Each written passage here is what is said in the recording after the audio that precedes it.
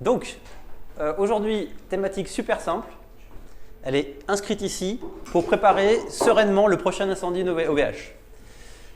Puisque ça ne vous a pas échappé qu'il y a eu quelques petits soucis l'an dernier avec OVH. Il y a je ne sais pas combien de centaines, de milliers de sites français qui sont tombés parce qu'il y a une panne chez OVH. Et tout le monde a découvert que le cloud, c'était pas du tout magique en fait. Donc, nous, notre objectif avec Yves aujourd'hui, c'est de parler de ça et de vous dire mais il y a quoi dans le cloud, comment on se protège de ce genre de choses, à quel risque on s'expose dans un cloud, qu'est-ce que c'est qu'un data center. Donc on va passer en revue tout ça pendant, on va dire, une petite heure. Et je te laisse te présenter Yves pour le coup. Donc Yves Crevatin, je suis gérant d'une société d'informatique. On fait de la maintenance, on fait de l'infrastructure surtout et on gère donc du serveur, on gère des accès cloud, on gère toute cette problématique-là pour les petites entreprises, les moyennes entreprises aussi. Depuis maintenant 17 ans, on est sur Aix-les-Bains. La société s'appelle EPC. Voilà.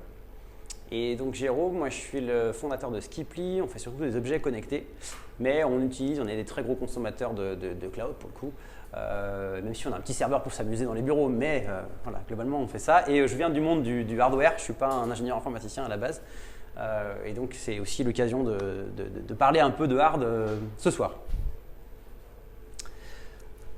Ouais, on a des images bizarres à chaque fois, mais en fait l'idée c'est de marquer les concepts pour que chacun ait bien les idées claires. En fait, parce que quand on parle de données, on parle de plein de trucs et l'idée c'est de séparer entre le distributeur de boissons et la boisson en fait. Et bien en fait, le concept de la donnée, pour nous c'est un petit peu pareil. C'est-à-dire que le distributeur de boissons, c'est un système d'exploitation. Ça reste un ordinateur, même quand c'est dans le cloud, qui peut être sous Linux, qui peut être sous Windows. Et en fait, ce distributeur de boissons, il contient des super données. Et en fait, quand on dit par exemple j'ai perdu mes données, évidemment le problème vient pas souvent du conteneur, il vient souvent de qu'on a perdu ce qu'il y a à l'intérieur en fait. Donc l'idée c'est déjà de bien comprendre cette différence entre ok, j'ai un ordinateur qui fonctionne, qui est là pour traiter des informations, et puis on dit parfois le jambon aussi dans donc, le truc qui est important et qui contient la data. Clairement, c'est de revenir sur la donnée, ce que c'est qu'une donnée. C'est-à-dire, pour vous, je pense que pour tout le monde, vous savez ce que c'est qu'une donnée informatique. Clairement, pour le public qu'on avait auparavant, c'était pas donné pour tout le monde. Donc l'objectif, c'est peut-être pour vous aussi, je ne sais pas, la donnée, ce que ça veut dire. Clairement, quand on va sur un site internet, par exemple, là, on a de la donnée aussi. Quand on fait un fichier, quand on écrit un texte, on est sur de la donnée. Quand on fait un tableau Excel, on est sur de la donnée. Quand on répond à un mail, on est sur de la donnée. Tout ça, c'est de la donnée. Et donc, toutes ces données-là, elles se trouvent à un endroit, soit sur votre PC, soit ailleurs. Et c'est de ce ailleurs dont on va essayer de parler. Donc, on va aussi vous montrer un peu les différentes technologies qui existent, mais dans le grand public, en fait, quand on a son ordi chez soi, la donnée, elle est stockée sur le disque dur de l'ordinateur. On ne se pose pas trop de questions, on ne fait pas la différence, en fait. Alors, j'ai pété mon ordi, on a l'impression qu'on a aussi perdu les données. Et on vous a mis, peut-être que tu peux montrer les différents disques qu'on va trouver dans les ordis. Il y a des disques donc, traditionnels comme celui-là. Connaissez le principe de base de ça? Juste comment non? Alors là, on a un disque HDD, donc c'est l'ancienne technologie, donc magnétique, avec une tête de lecture qui se trouve ici et qui va, en fonction des segments, incrémenter le disque par une écriture. Et en lecture, ce sera la même chose. Ce sera toujours la même tête de lecture qui va lire, écrire et lire directement. Ça, c'est un disque de type magnétique, donc on peut le faire passer si vous voulez le voir. Voilà. Donc, pour ceux qui sont les plus vieux d'entre nous, les disquettes 5 pouces 1 quart, c'était exactement le même principe. Le même principe, tout à fait. Voilà. Ouais, c'était un peu plus grand, c'était un peu moins, il y avait un peu moins de place. Ça tourne sur 5400 tours minutes, d'accord, ou plus éventuellement. Les plus petits, 5400 tours. Et là, on a démonté donc un SSD. C'est donc un disque, celui-ci électronique, donc c'est avec une carte. En fin de compte, comment ça fonctionne en réalité? C'est du flash de carte directement, c'est des informations électroniques qui vont stocker directement la donnée là-dessus directement. C'est comme si c'était une clé USB, le même principe d'une clé USB. À savoir que c'est bien plus rapide qu'une tête de lecture, parce que sur une tête de lecture, il faut écrire et lire. Là, sur sur ce type de technologie, ça va 100 fois, voire 1000 fois plus vite qu'un disque dur de type manuel. Et par ailleurs, cette technologie-là, elle est plus fiable que l'ancienne technologie, parce qu'on n'a pas derrière de tête de lecture, quoi. Voilà. On vous fera un petit comparatif. Alors, il y a un autre exemple pour ceux qui ont des ordi portables. Quand vous achetez un ordi, ils vous demandent si vous voulez un SSD. Alors aujourd'hui, dans la majorité des portables, c'est ce type de disque. Ça, c'en est un autre. Ça, c'est les disques SSD qu'on va trouver dans les ordinateurs portables. Donc même technologie que celui qui circule là, encore plus petit. Globalement, ça ressemble de plus en plus à une barrette de RAM.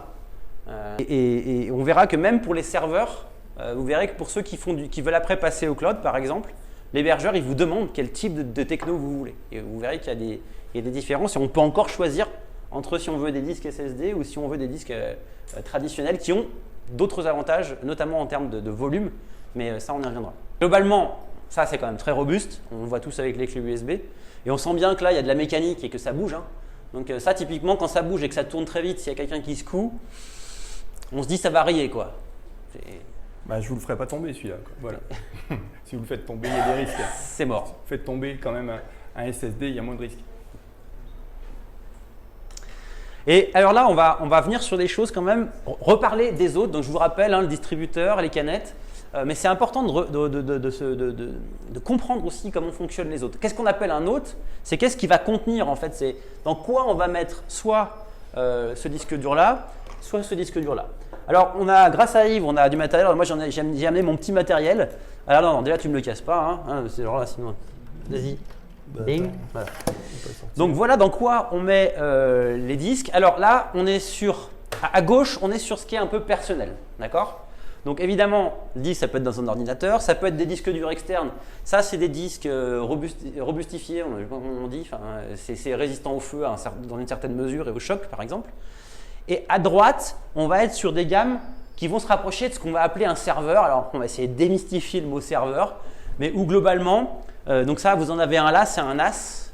Donc, c'est l'une des marques les plus connues. Il y a QNAP et il y a Synology, ça c'est un Synology. Où on va mettre plusieurs disques durs. On reviendra sur pourquoi on met plusieurs disques durs là-dedans. Et ça va permettre à plusieurs personnes d'accéder aux données. Donc avec ça, une petite entreprise, elle peut faire un réseau de données et partager ces données entre plusieurs accès et donner accès à distance aussi via Internet. Ouais, c'est bon. Ouais. La bébête. Bon, on reviendra après dans le détail de tout ça. La bébête qui est là, vous n'aurez pas souvent l'occasion d'en voir. C'est une lame de serveur en fait qui a été sortie d'un rack.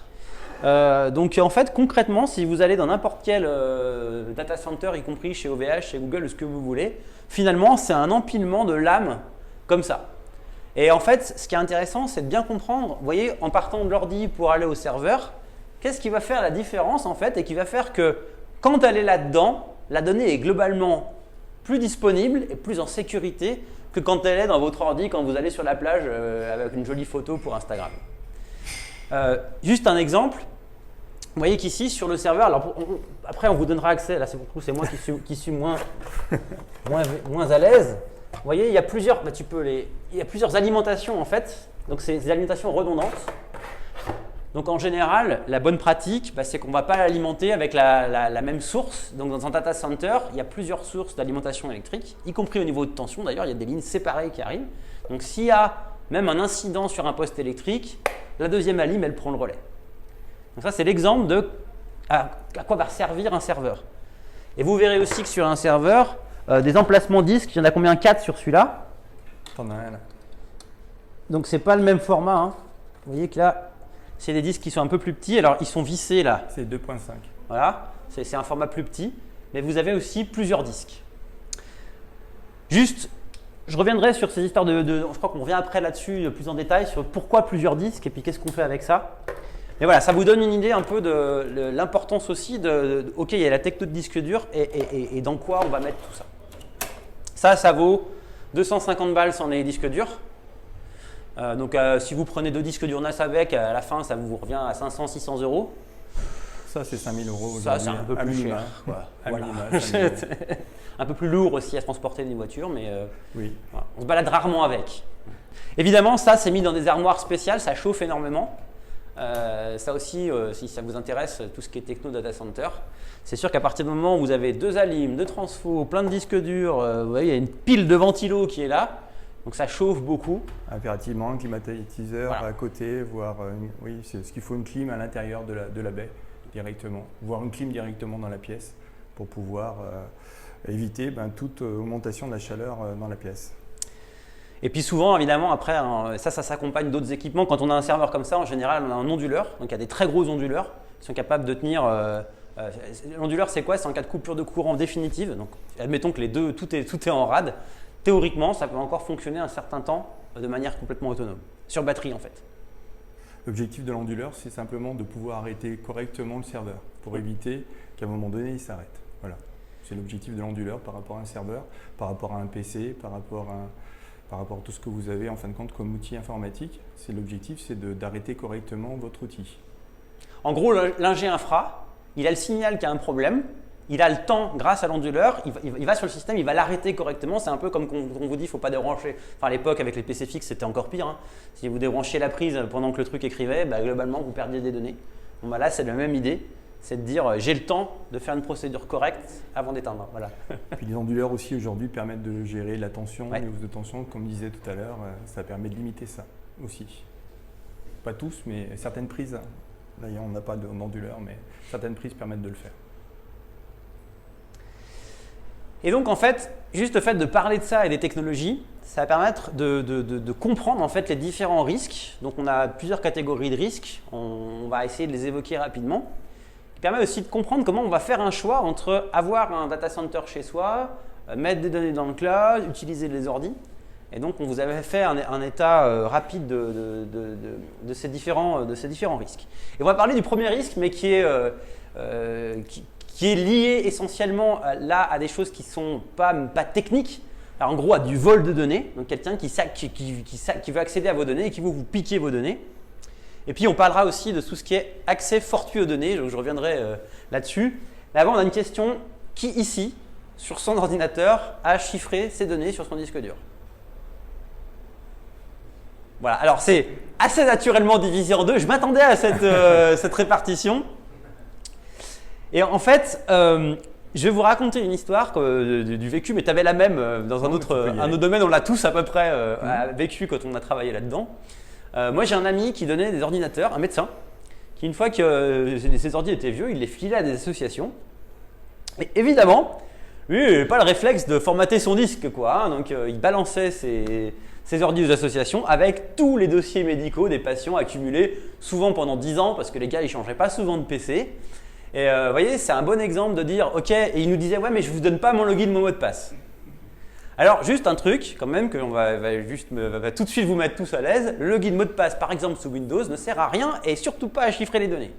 C'est-à-dire que sans login et sans votre mot de passe, moi, je prends votre ordi, je mets la prise, je lis le disque dur, j'y accède exactement comme si c'était open bar en clair.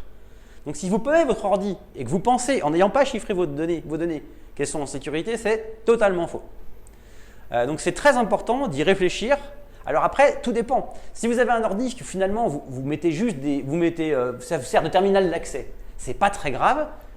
Si dans votre ordinateur, localement, sur votre disque dur, il y a des données critiques, des données importantes pour l'entreprise, des données qui ont de la valeur, il faut crypter vos données. Donc déjà, je suis content, il y aura au moins 60% dans la salle qui vont peut-être se poser la question, est-ce que je chiffre, est-ce que je crypte mes données?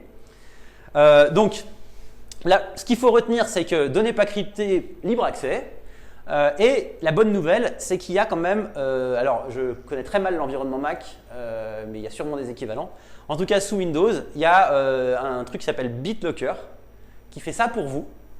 Alors évidemment, il y a toujours une petite contrepartie. Si vous chiffrez vos données, l'accès au disque, la vitesse d'accès est un tout petit peu plus lente. Mais c'est quasiment, enfin voilà, faut vraiment tirer dessus pour se rendre compte de la différence. Donc voilà, déjà, si vous adoptez cette bonne pratique de chiffrer vos données, je pense aux collectivités aussi au fond là. Pensez-y, vous avez des données du public.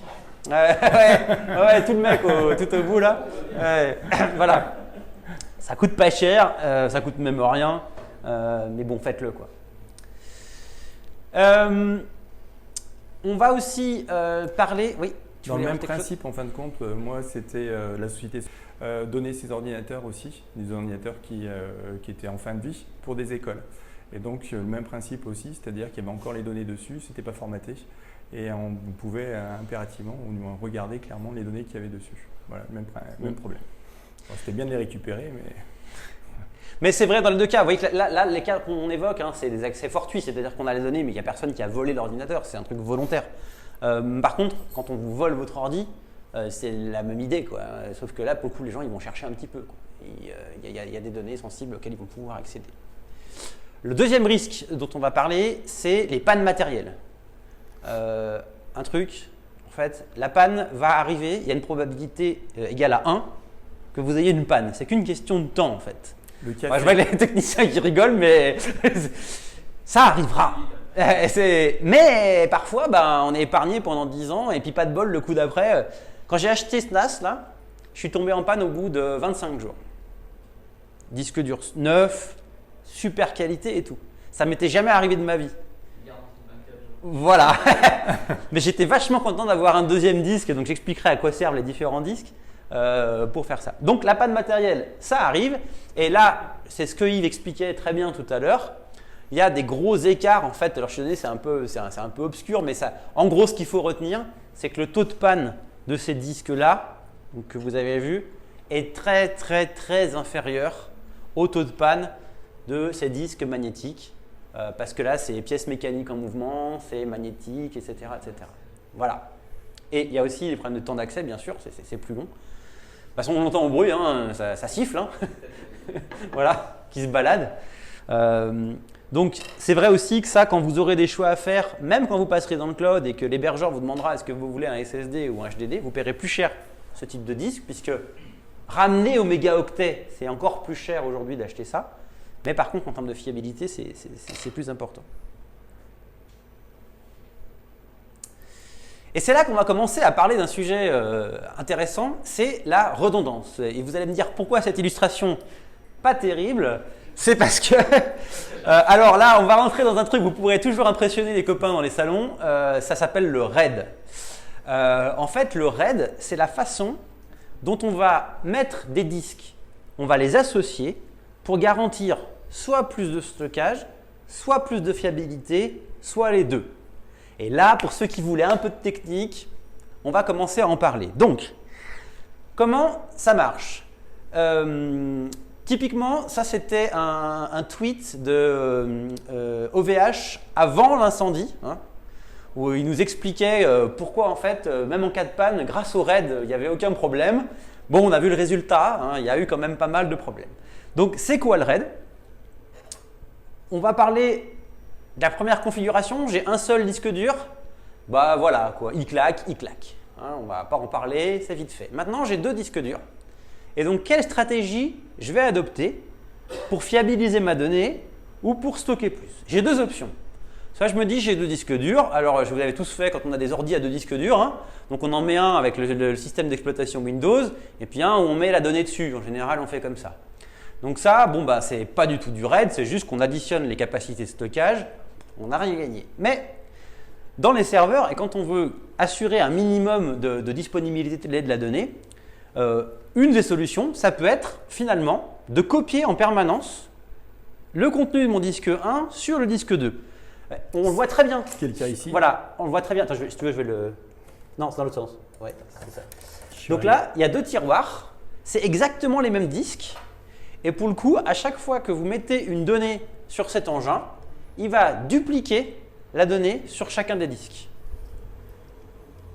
Donc ça, avantage de ça, c'est que si jamais il y a un disque dur qui claque, c'est pas grave, vous allez pouvoir à chaud, c'est-à-dire sans arrêter même le système, comme vient de le faire Yves. J'allais le dire. Voilà. Vous tirez le tiroir, vous changez votre disque, vous le replacez et si vous avez la chance de ne pas avoir une panne pendant que vous faites ça, vous n'avez rien perdu. D'accord ? Bon, après, il y en a qui n'ont pas de bol non plus. Mais je veux dire, globalement, l'idée, c'est que grâce à ce système de redondance, on puisse faire ça. Évidemment, vous voyez… Oui. Il faut simplement que les disques soient de même capacité oui, aussi. Tout à fait. Sinon, ça… De même technologie. Si ce n'est pas la même technologie, ça ne marchera pas. C'est bien sûr 2 fois plus cher. Et c'est là où vous allez voir que sur les tarifs que vous allez avoir vos différents, même quand vous allez migrer dans le cloud, c'est des questions que vous allez devoir vous poser, vous allez voir que ça chiffre vite. Parce que quand on est sur ce principe-là, bah, vous payez 2 disques durs, et si vous avez 2 disques durs de 3 Tera, vous n'avez que 3 Tera à la fin. Donc ça a un coût vraiment non négligeable en fait, hein. Donc c'est important, il y a une balance à trouver. Vous voyez que sur un serveur comme ça, il y a 4 disques durs. Donc là, on va avoir des stratégies en fait, qui sont encore plus intéressantes, où en gros, il y aura certains disques qui vont être en mode copie et d'autres disques qui vont être en mode dispatch. Ça veut dire que quand il y a une donnée qui arrive, il va vers le disque le plus rapide, donc il y a ce qu'on appelle des grappes, donc une grappe de 2, une grappe de 2.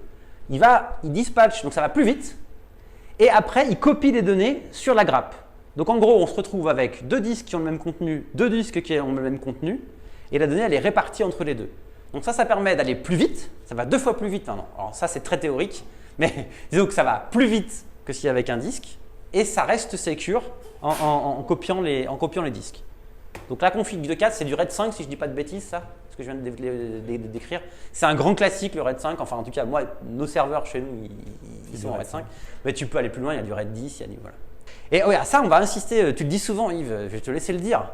Ce n'est pas une sauvegarde. Je te dirai après. Ah, le RAID, hein, ça ne sert pas à sauvegarder la data. Ça sert à assurer la disponibilité de la data. Et là, on verra que c'est 2 choses différentes. Ce qui s'est passé chez OVH, vous voyez bien que si vous avez une lame de serveur et vous êtes en RAID, s'il y a le feu, bah, ils vont tous cramer, quoi. Donc ça ne vous aidera pas à vous sauver en cas d'incendie. Donc là, il y a d'autres mécanismes et d'autres services qui vont être utiles. Donc là, bah justement, c'est le moment. Donc tous les dangers, notamment l'eau, le feu, la panne logicielle, les altérations volontaires, les gens qui veulent… Oui, la tasse de café. Voilà. Et donc, c'est là qu'on va parler un peu de l'environnement, en fait, parce qu'on comprend bien qu'avec son ordi, le sable, le sel et tout ça, bon, il y a quelques petites différences par rapport à un data center. Et c'est là où la question qui va se poser de se dire, est-ce que j'héberge chez moi? Est-ce que j'ai mes propres machines dans un local? Ou est-ce que je vais dans un data center spécialisé? Elle va commencer à avoir du sens en fait. Peut-être que tu peux nous décrire un peu le… Ouais, c'est ce que j'allais dire. Aujourd'hui, je ne sais pas si vous avez déjà visité un data center. Voilà. Donc, moi j'en ai visité un. Il se trouve sur l'Ain, à côté de Lyon. C'est un data center d'une technologie assez futuriste, je dirais.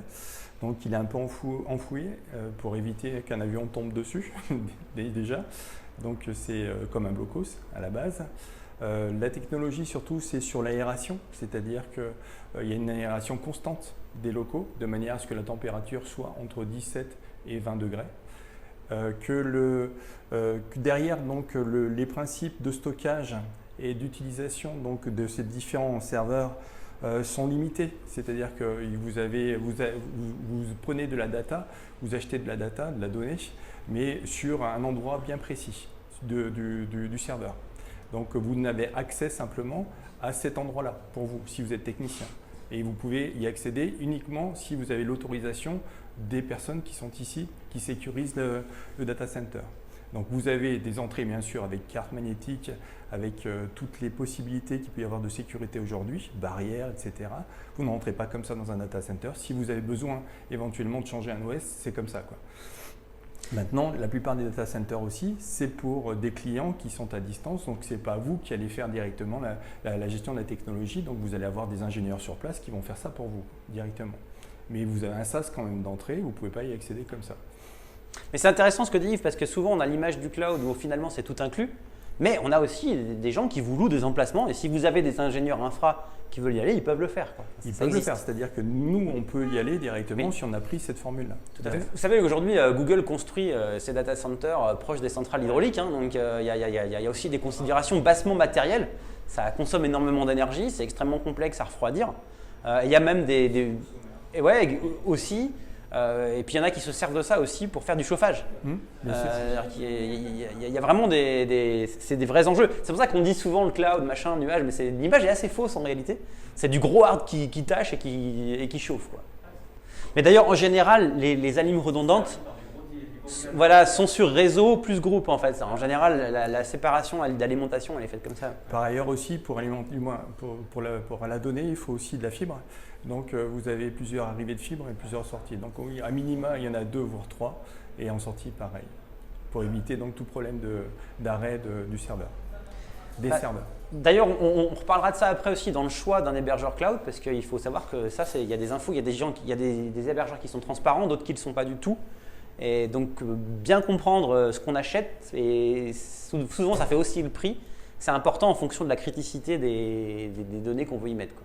Savoir que la redondance qu'on peut avoir, un peu problématique chez OVH, celle où j'ai vu, le data center que j'ai vu, la redondance se trouvait sur Lyon même. C'est-à-dire qu'il y a 2 data centers qui étaient physiquement situés à des endroits différents. Donc après, il y avait une redondance entre les deux data centers. Il n'y avait pas que sur le data center même. Bien, donc on va avancer un peu maintenant qu'on vous a rapidement présenté les forces en présence au niveau hard et au niveau salle. Et on va parler d'un truc très intéressant qui sont les backups. Qu'est-ce que c'est un backup? Donc je vous le rappelle, ça pas backup. Donc le RAID ne peut pas servir de backup en aucun cas. Et souvent c'est un truc, j'aime bien cette image parce que je pense qu'on a un peu tous vécu. On découvre ce que c'est qu'un backup le jour où on a son premier gros problème en fait. Et là on se dit, est-ce que j'ai déjà essayé de remonter mon backup et de voir si ça marche? Et il y a souvent des surprises. Il y a même des gens qui pensent avoir des backups et qui ne les ont pas, mais ça, je vais les mettre de côté de 2 minutes. Et il y a des gens qui ont des backups, mais qui n'arrivent pas à les remettre, à les prendre et à les remettre en production. Donc c'est un vrai sujet. Pour illustrer ça, on vous a pris, quand vous allez choisir l'ACOVH, pour le coup, quand vous sélectionnez votre offre cloud, on vous pose cette joyeuse question. Donc dans les options, vous avez l'option snapshot et l'option sauvegarde automatisée. Bon courage déjà pour ceux qui n'ont pas l'habitude, pour savoir quelle option il faut prendre et donc comment on protège sa donnée. Quelqu'un peut m'expliquer la différence entre un snapshot et un backup automatisé? À votre avis, c'est quoi? Vas-y, Alex. Un snap, c'est à un moment donné, mais c'est toi qui décides. Donc, tu as une action à faire, tu dois trigger, en fait, c'est une image. Et pour le coup, c'est comme si tu prenais une image à un instant T. Que ta sauvegarde automatisée, elle va se mettre à. C'est plutôt un film, en fait. Donc, c'est un truc avec plein d'images. Ok. Alors, on va vous montrer un truc. Donc, le snapshot, effectivement, c'est une image du système. Donc, en gros, l'hébergeur, un moment, il prend une image et quand vous allez refaire une image, il va stocker la différence avec l'image précédente. D'accord? Ouais, ça vient, il y a un peu de technique quand même là. Donc globalement, vous avez votre disque, vous faites le premier snapshot, il est l'image du disque. D'accord? Et le deuxième, il va juste prendre les quelques données qui ont changé et le troisième, d'accord? Il va prendre la différence. Donc ça, les snapshots, on s'en sert généralement quand on va faire une grosse mise à jour et qu'on n'est pas sûr du coup. On fait un état du système, on fige le système, qui permet, si ça se passe mal, de revenir à l'état antérieur. C'est un des usages du snapshot. Mais un snapshot, ça n'est pas un backup. Pourquoi? Parce que vous voyez bien qu'ici, si jamais il vous manque une partie du snapshot là, vous ne pouvez pas remonter comme vous voulez. Donc en gros, le snapshot ne vous permettra pas de savoir comment, par exemple, si vous voulez remonter une semaine avant précisément avec un tel type de données, le snapshot, il ne permettra pas de faire ça en fait. Parce qu'il est incrémental, il ne sauvegarde pas tout. Alors qu'un backup, il porte bien son nom, on va enregistrer physiquement les données telles qu'elles sont en entier. Donc c'est une différence vraiment majeure. Ça veut dire que vous ne pouvez pas compter sur un snapshot pour sauvegarder vos données. C'est vraiment l'état du système pour remonter un état système. Vous vous souvenez de l'histoire du contenant qui avait l'air tout bête là, donc le distributeur de boissons, la boisson. En gros, il sauvegarde l'état du distributeur. Est-ce que ça, vous l'appréhendiez bien? Maîtrisez? Ok. Alors qu'un backup, ça va être vraiment physiquement le stockage de la donnée. Et d'ailleurs, on vous a mis une petite image sur l'emplacement du backup. C'est OVH. Hein. Donc ça, c'est la vraie image du data center après l'incendie. D'accord ? Et c'est véridique. Hein. Donc vous aviez acheté une machine là. Vous aviez acheté une option backup et votre option backup, elle était stockée là. Donc, conclusion, vous n'avez rien. Vous aviez bien un backup, mais il est mort en fait. Et donc, pareil, quand vous allez choisir en fait votre option backup, il faut que vous sachiez concrètement où elle est physiquement logée. Il faut savoir que, par exemple, chez OVH, vous avez un data center à Strasbourg, vous en avez à Roubaix, vous en avez ailleurs. Si vous avez tous ceux qui avaient leur backup ailleurs qu'à Strasbourg, il n'y a pas eu vraiment de problème. Hein. Alors, il y a eu des problèmes de disponibilité, parce que la machine, elle était plus disponible, donc il y a eu une coupure, mais ils n'avaient pas perdu leurs données. Tous ceux qui, comme moi sur un de mes systèmes, avaient un backup, mais je ne savais pas que c'était au même endroit, je me suis dit, ils ne sont pas assez… Ben si, en fait. Et ben, il y a une partie de données alors, qui étaient non critiques pour le coup, mais qui ont été perdues quand même. Donc ça, c'est quand même vachement important. Ça, c'est Google. Donc, c'est le cloud Google. Quand vous sélectionnez, donc ça tombe bien, on est en Google Developer Group. Donc, quand vous prenez une option cloud chez Google, il vous pose la question où vous voulez mettre votre backup. Chose que vous ne trouverez pas chez les hébergeurs low cost qui ne vous posent pas la question. En gros, faites-leur confiance. Là, vous payez plus cher si vous décidez de faire ça. Encore une fois, c'est qu'une question de coût, mais vous êtes sûr du coût. Voilà. Donc, c'est la redondance locale. Bah, globalement, il y a une forte chance que ce ne soit pas bien loin de la machine principale.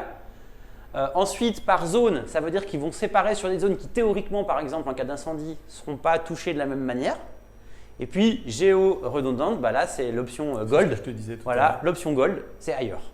Physiquement ailleurs. Donc, en cas d'attaque nucléaire, ça ne marche pas non plus. Mais je veux dire, globalement, c'est comme ça que ça fonctionne. Si c'est un blocos, ça marche. Éventuellement, voilà. C'est vrai, ce qu'on voit là, c'est vrai à la fois quand vous prenez une machine, quand vous avez un serveur avec des disques durs, et c'est vrai aussi quand vous achetez dans le cloud des bases de données. Hein, parce que vous pouvez avoir de la data classique. Vous pouvez aussi, notamment chez n'importe quel hébergeur, mais par exemple chez Google, vous pouvez stocker vos données SQL, vous pouvez stocker vos données issues d'autres bases de données, et vous allez avoir la même problématique de où vous voulez stocker vos backups. En fait. Oui, il y a un piège, il est là. Un truc auquel je me suis frotté il n'y a pas longtemps, c'est que, ouais, il y a un piège légal. C'est que pour bien faire une fois, nous on avait un serveur en Europe et on a pris la géoréplication aux États-Unis, ce qu'on trouvait aussi très pratique parce que parfois on pouvait basculer, enfin bref. Et en fait, ouais, il y a des problèmes de RGPD qui se posent parce que même si c'est un backup, votre donnée, elle n'est plus en Europe. Donc on a dû faire marche arrière. Donc il faut faire aussi attention quand on fait de la géoréplication. Malgré tout, c'est un backup, mais ça reste des données. Et ça, c'est un truc qu'on ne voit pas toujours venir. Oui, le droit est différent. Et là, je te laisse nous parler de comment on remonte un backup. Il y en a déjà qui ont planté un site WordPress et qui ont essayé de remonter le backup pour voir, non? Personne? Je pense qu'on n'y arrive pas. C'est simple, on n'y arrive pas. C'est pas si facile en fait. Non, mais rien n'est simple dans la remontée d'une sauvegarde. Et c'est vrai aussi pour WordPress. Hein. C'est-à-dire que ça a l'air simple, ça reste un site web parfois basique où des gens ils font 10 pages avec WordPress, mais c'est pas un site statique. Hein. Static is the new dynamic, j'ai appris ça. Donc ça veut dire quand même que le jour où vous plantez un simple site web, et c'est pour ça qu'il y a beaucoup de sites web qui ont été indisponibles après les problèmes qu'il y a eu en France, notamment chez OVH, c'est qu'il faut remonter à la fois la base de données et les fichiers en fait qui vont permettre à tout ça de fonctionner. Et c'est là que les problèmes arrivent, quoi. Oui, bien sûr. Un truc, donc évidemment, ça veut dire quoi? Ça veut dire qu'en fait, il faut faire des tests. Ça veut dire qu'avant d'avoir une panne, il faut faire des tests de restauration de vos sauvegardes. Il faut s'entraîner. Et régulièrement, il faut avoir dans votre plan de continuité d'activité, il faut avoir, ok, quand ça arrive, je fais ça dans quel ordre? J'ai déjà testé, je suis sûr que ça marche, j'ai pas de surprise. Sinon, vous serez comme tout le monde. Alors même s'il y a des pros qui peuvent réussir éventuellement, mais ça va prendre du temps et ça va coûter cher. Même les pros, c'est pareil. On se retrouve dans des situations délicates. Et ça, c'est une petite spécificité. Est-ce que vous savez ce que c'est qu'une archive par rapport à une sauvegarde? Moi, je ne savais pas. C'est lui qui m'a appris. Vous êtes dans certaines situations, vous êtes obligé d'archiver. C'est le principe de base je dirais, de la donnée. Vous devez garder pendant un certain temps, dans le droit français par ailleurs, garder les données. Par exemple, commercialement, vous devez garder vos factures pendant 10 ans, à minima. Donc il faut que actuellement c'est sur papier, souvent c'est sur papier, de plus en plus on doit, normalement il y a des systèmes, il y a des sociétés qui font de l'archivage de données directement pour pouvoir récupérer ces données au bout, si on a besoin d'aller les chercher, au bout de 10 ans, voire avant même. Et c'est des systèmes, on est obligé de faire ça actuellement. Et le principe d'une sauvegarde, c'est de se sécuriser normalement la donnée. L'archivage, c'est une obligation légale. Vous êtes obligé à un moment donné de retrouver ces données-là. Par exemple, pour tout ce qui est État, tout ce qui est impôt, c'est 6 ans à minima.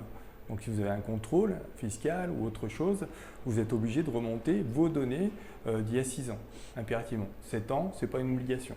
Moi, je dirais qu'il faut tout archiver. Au même titre que quand on voit des boîtes d'archives qu'on trouve dans des sociétés, il faut faire le tri de tout ça et savoir que ce qui est dedans, là, c'est important pour tout le monde, à la fois pour un salarié. Si un salarié a plus ses fiches de paye, il faudra à un moment donné récupérer ses fiches de paye pour pouvoir savoir s'il a bien cotisé pendant 40 ans ou pas. On est en plein dedans, quoi. Voilà, par rapport à la retraite. Et donc, c'est des choses qui sont importantes. Donc, l'archivage, c'est une autre façon, c'est d'une sauvegarde aussi, mais on va archiver des données. C'est ce que vous avez sur les logiciels de gestion. Aujourd'hui, si vous utilisez un logiciel de gestion, quand vous faites une clôture à un moment donné, on vous demande d'archiver vos données. Donc l'archivage se mettra dans un coin de votre PC ou de votre disque dur ou de votre NAS ou directement d'un data center ou d'un drive, etc. Et vous retrouverez ces données-là parce que c'est impératif. Et là, vous les mettez de côté et vous les gardez. Il faudra les voir de temps à autre pour savoir si elles sont toujours accessibles. Un bon exemple de ça, quand vous prenez une option de backup, par exemple chez un hébergeur, en général, c'est assez fréquent qu'il vous garde 30 jours de backup et qu'en gros, il vous fait un X backup par jour. Mais au bout de 30 jours, ça tourne. Pourquoi? Parce que c'est là en cas de problème. Donc, si vous n'avez pas vu le problème au bout de 30 jours, en général, voilà. Alors que l'archivage, vous allez le garder peut-être 10 ans. Donc, ce n'est pas du tout les mêmes choses. Et là, technologiquement, on voit aussi que pour le coup, ces disques-là, pour l'archivage, sont encore relativement adaptés parce que ça va être pour le coup des gros volumes qu'on va stocker longtemps et on va peu y accéder. Donc, vous voyez, le risque de panne, par exemple, pour l'archivage sur un disque comme ça, économiquement, ça peut valoir le coup d'utiliser plutôt ça. Alors que sur des sauvegardes qui sont très sollicitées, ça peut se discuter avec des SSD. Donc, vous voyez, les choix technologiques aussi, ça va dépendre de qu'est-ce que vous voulez faire finalement. Oui, tout à fait. Dans les entreprises, de plus en plus, il y a des systèmes de cassettes ou de bandes qui existent encore ou de disques que l'on va enlever, retirer, mettre de côté. Et à un moment donné, on va en garder un tous les mois à peu près, qu'on va éventuellement remettre dessus pour la notion de sauvegarde. Mais quand on est sur de l'archivage, on va le bien garder de côté, quoi, simplement.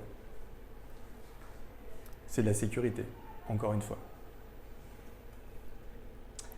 Donc en pratique, on vous a fait un petit récap. Alors on l'a fait aussi pareil pour les entreprises qui ne sont pas des entreprises technologiques, pour les aider à comprendre tout ça. Donc en gros, on ne devrait pas voir dans les entreprises des gens qui ont des données de l'entreprise uniquement sur leur ordinateur. Ça, c'est une situation à risque, mais je suis quasiment sûr que si on faisait un sondage dans des entreprises non technologiques, quoique dans les entreprises tech, des fois, les coordonnées ne sont pas toujours les mieux chaussées, il y a 90%, ils prennent ce risque-là en fait. Et là, le moindre problème, en fait, on est mort. Votre enfant qui va mettre une clé USB directement sur votre PC, le gros risque. Donc, on a aussi donné des petites guidelines pour les gens, typiquement pour un travailleur indépendant, si déjà, quelqu'un qui travaille tout seul et qui régulièrement utilise un disque dur externe pour faire des sauvegardes et qu'en plus, il chiffre ses données, déjà, on est sur quelque chose qui est acceptable en termes de risque. D'accord ? On ne parle pas de gens qui ont des données de type secret défense, ce n'est pas l'idée. Mais ça nous permet déjà de se prémunir contre le vol de données grâce au chiffrage. Et puis contre l'altération d'un des deux supports, que ce soit ce disque ou que ce soit l'ordinateur qui a un problème, là on est déjà sur quelque chose qui tient la route. Donc ça ne coûte pas très cher. Je sais pas, un disque comme ça, les lacis, ça coûte 150 balles je crois. Bon, c'est quand même pas un gros investissement, mais ça peut sauver la mise dans pas mal de cas. pour les TPE et les mairies de petites communes, par exemple, qui n'ont pas forcément des directeurs informatiques dédiés, le fait d'avoir ce type de système, donc des NAS, ne serait-ce qu'avec 2 disques durs, c'est vraiment accessible.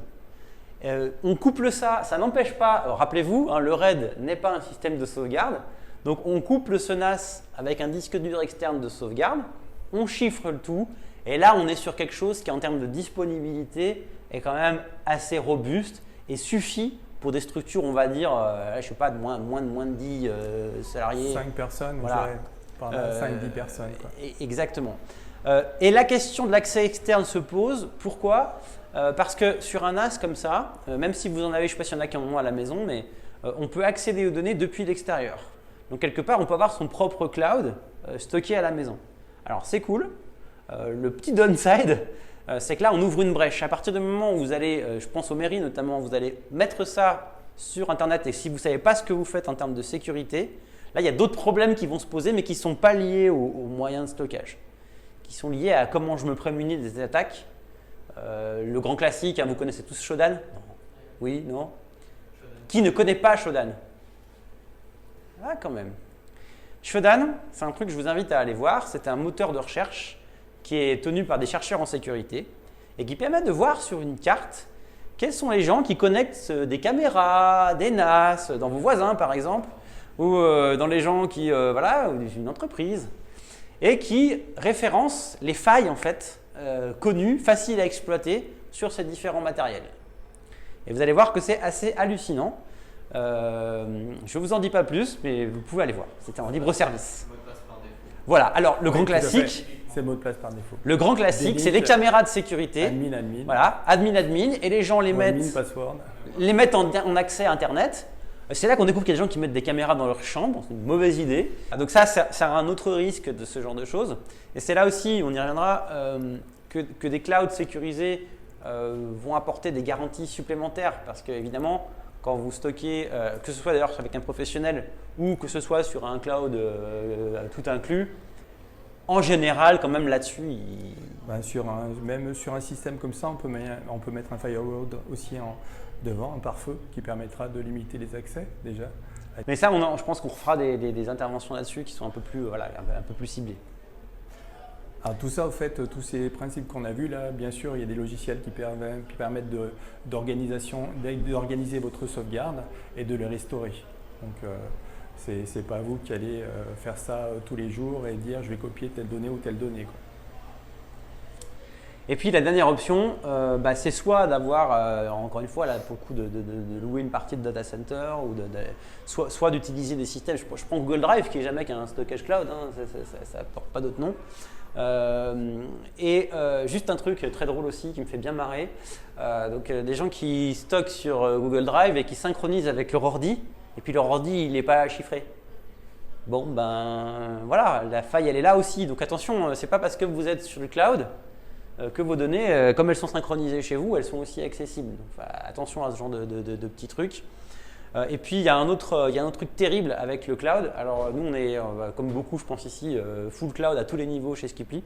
En gros nos ordi ne sont que des terminaux, donc on n'a absolument rien sur nos disques durs en termes de data, de données pures.